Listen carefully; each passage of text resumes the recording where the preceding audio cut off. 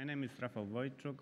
I'm from Poland, and I will speak about academic tools and real-life bug finding in win32. Some info about me. Well, as you can see from the slides, the bottom line is now better. The bottom line is I'm interested in very practical aspects of computer security. So you may assume that I won't bore you to death with some theoretical musings. But recently, because of my studies, yes? Okay. I came across a few academic tools and papers related to program verification and practical bug finding. And I think they are pretty interesting for security practitioners, so I figured out I will say a few words about them. And the lecture plans go somewhere like this. First, I will take a few words about theorem provers, which are quite fascinating tools and what practical we can do about them.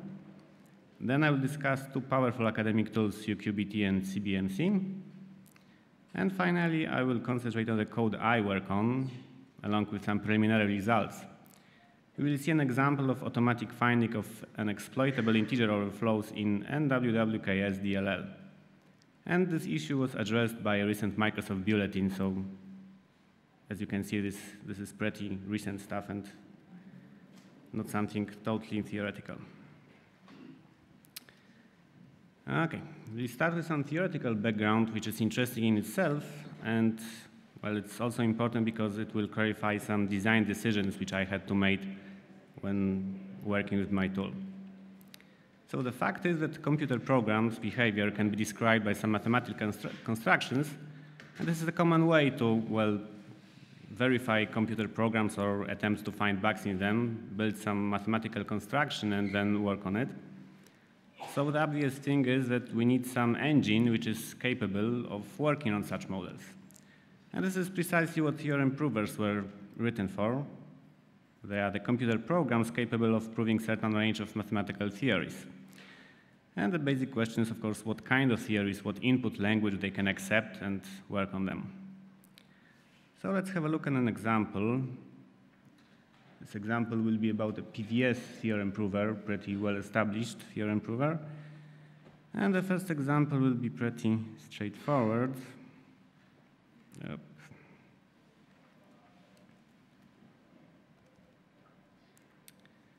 Okay, I hope it's well visible, even for the guys in the back rows. Anyway. In this example, you can see we have three variables, ABC. All of them are of Boolean type. And we have a simple statement, lemma, you may say, that this statement is always true, right? And, well, I'm not sure if it's totally trivial or not. Anyway, we can prove it automatically by invoking the prover.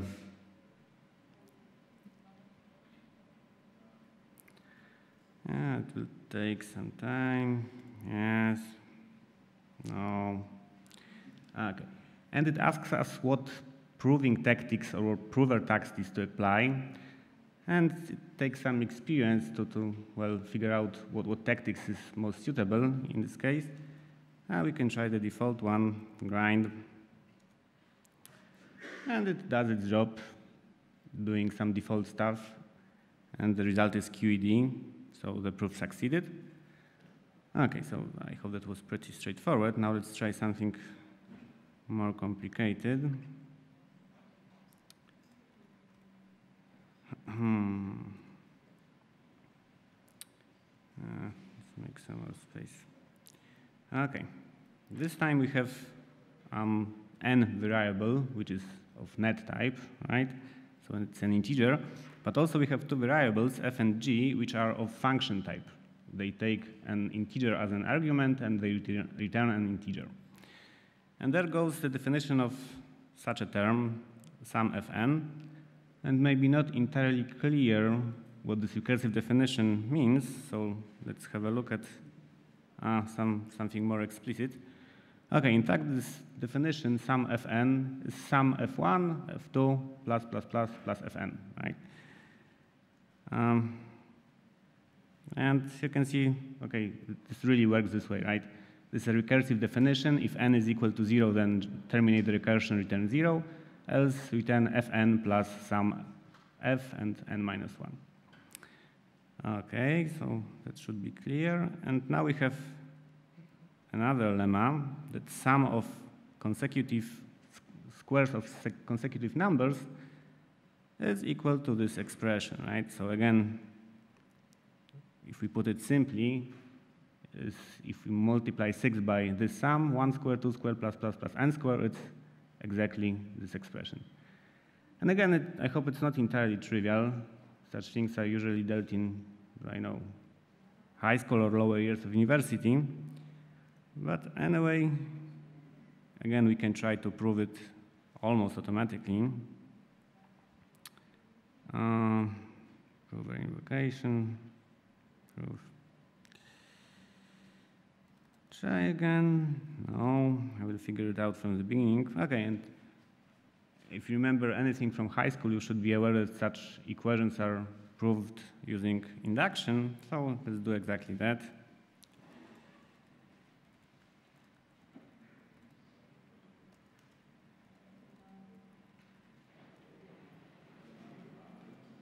And again, it does the job, verifies it for 0, for other values it must use induction. Again, there should be some nice QED somewhere in the above. If you, yeah, QED.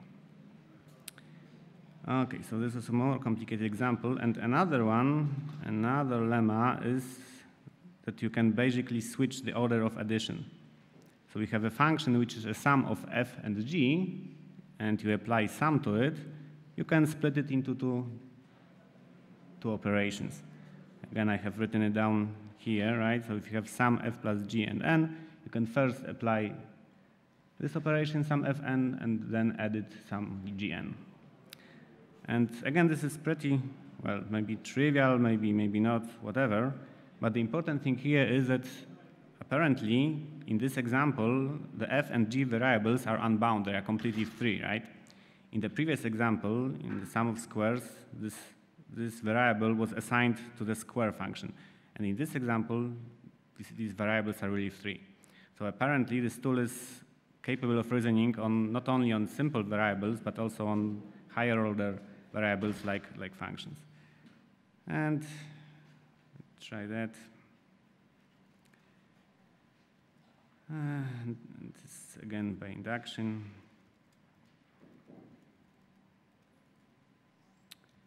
Only the name of the variable changed, but it is truly cosmetics.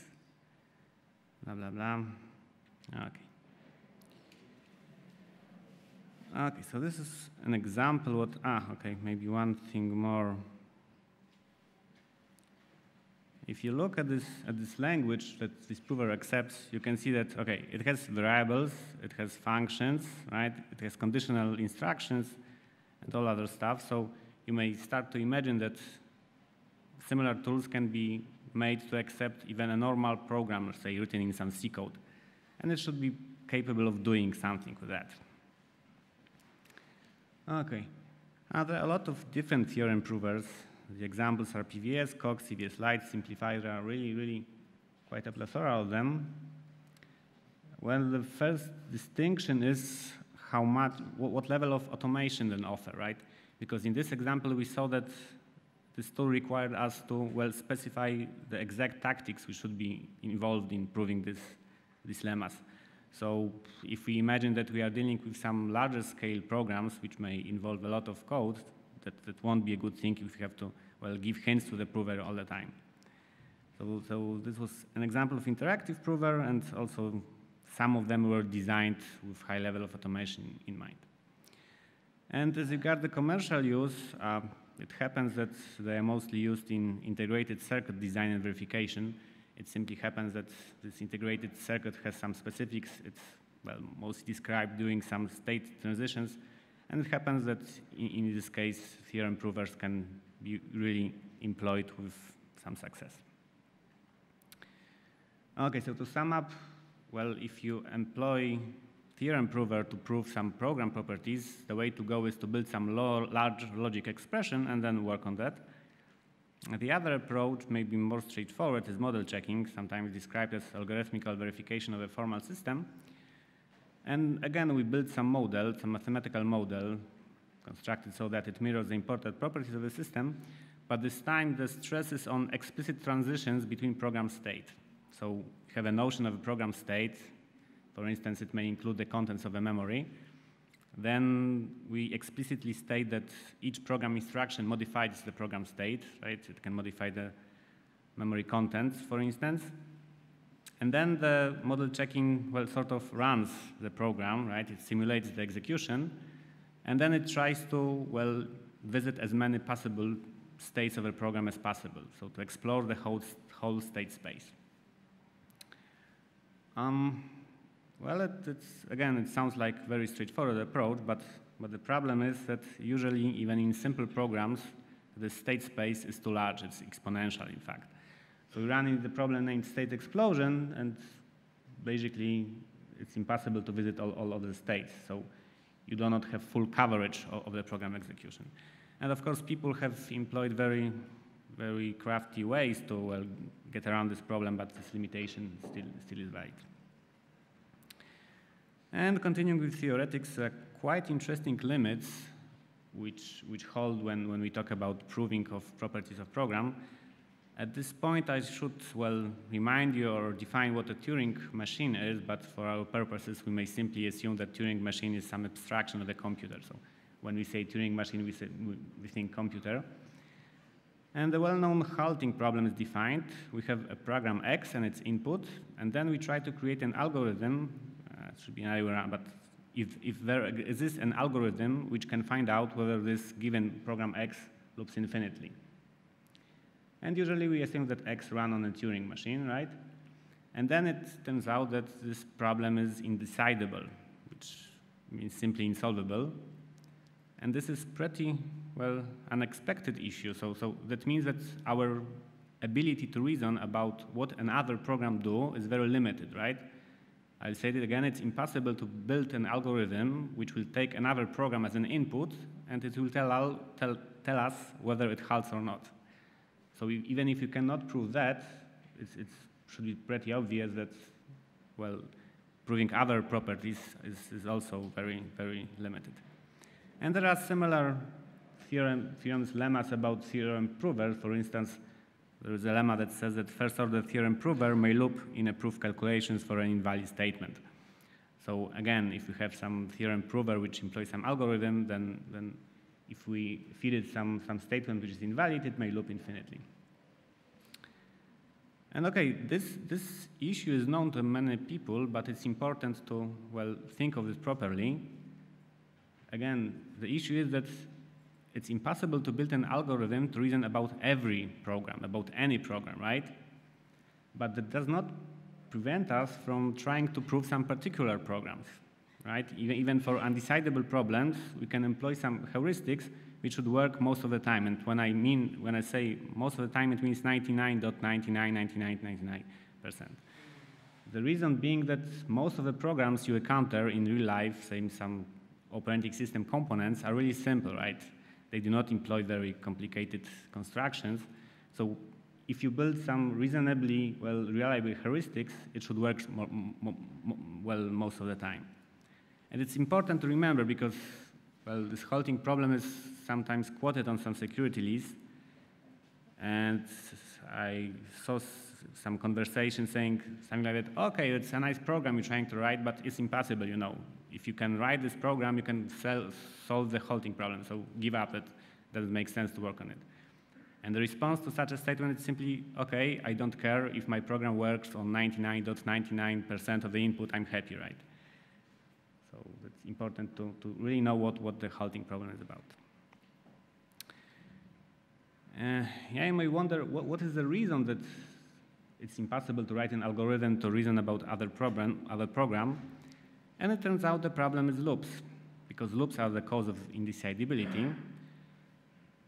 Particularly, sequential programs are easy to prove, right? Because if the program is fully sequential,